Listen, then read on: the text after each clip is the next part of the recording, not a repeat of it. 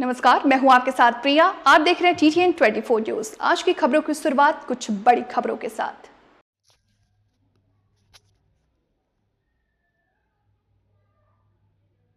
आतिथ्य सेवा के साथ स्वच्छता का भी उत्कृष्ट उदाहरण प्रस्तुत करेगा प्रयागराज। महाकुंभ की समीक्षा बैठक के बाद मुख्यमंत्री योगी आदित्यनाथ ने की पत्रकार वार्ता। प्रयागराज वासियों से की अपील। महाकुंभ 2025 और 2019 कुंभ से भी बड़ा अवसर प्रताया। प्रयागराज में 200 से अधिक सड़कों के साथ सिटी का हुआ सौंदर्यीकरण।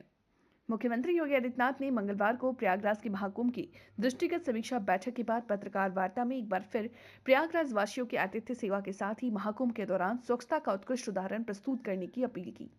उन्होंने नववर्ष की शुभकामनाएं देते हुए कहा कि आप सबके सहयोग से महाकुंभ को पूरी भव्यता के साथ यहां पर आयोजित करने का गौरव न सिर्फ डबल इंजन सरकार को बल्कि प्रयागराज वासियों को भी प्राप्त होने जा रहा है। प्रयागराज वासियों से अपील होगी कि स्वच्छता और आतिथ्य सेवा का जो उदाहरण उन्होंने 2019 कुंभ में प्रस्तुत किया है, उससे अच्छा अवसर इस बार उनके सामने आ गया। इस बार भी हमारा प्रयागराज आतिथ्य सेवा के साथ साथ स्वच्छता का भी एक उत्कृष्ट उदाहरण प्रस्तुत करेगा। का साक्षी देश और दुनिया बनना चाहता है। इसके लिए हर प्रकार की व्यवस्थाएं डबल इंजन की सरकार ने, केंद्र और राज्य सरकार ने मिलकर के, यहाँ पे प्रशासन और पुलिस ने मिलकर के, मेला प्राधिकरण के साथ मिलकर के इन सभी कार्यक्रमों को युद्ध स्तर पर आगे बढ़ाने की तैयारी की जा रही है। और जनवरी प्रथम सप्ताह तक संस्थाएं भी आ चुकी होंगी, तैयारियां पूरी हो चुकी होंगी। 13 जनवरी को पौष पूर्णिमा की पहला स्नान यहां पे संपन्न होगा। मकर संक्रांति 14 जनवरी को दूसरा स्नान यहां पे होगा, जो अमृत स्नान भी होगा, जिन्हें साई स्नान कहते हैं। 29 जनवरी मौनी अमावस्या, एक मुख्य स्नान में से एक है, जिसमें सबसे ज्यादा भीड़, हमारा अनुमान है कि 6 से लेकर 8 करोड़ श्रद्धालु यहाँ पर उस दिन आएंगे।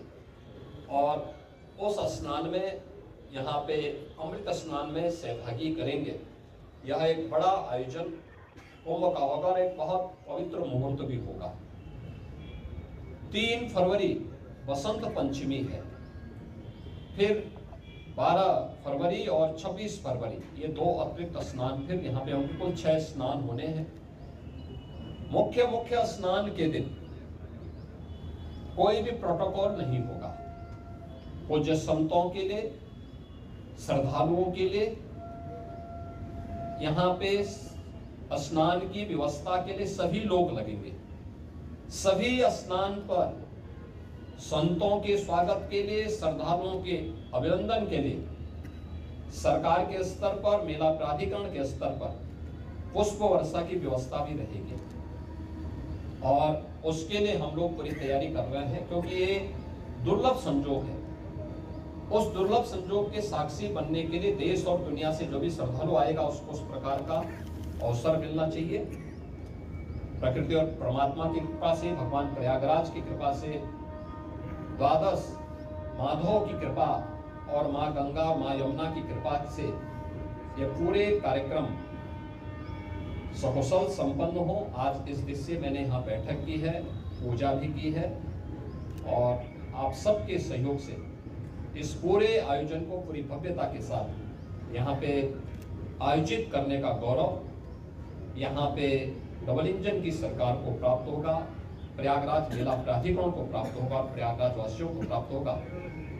मेरी प्रयागराज वासियों से ये अपील होगी कि स्वच्छता का और आतिथ्य सेवा का जो उदाहरण प्रयागराज ने इससे पहले किया है 2019 के कुंभ में, उससे अच्छा अवसर इस बार उनके सामने आने जा रहा है। और हमारा प्रयागराज तो उसके लिए वैसे भी जाना जाता है। तो आतिथ्य सेवा के साथ साथ स्वच्छता का एक उत्कृष्ट उदाहरण प्रयागराज प्रस्तुत करेगा, इस विश्वास के साथ मैं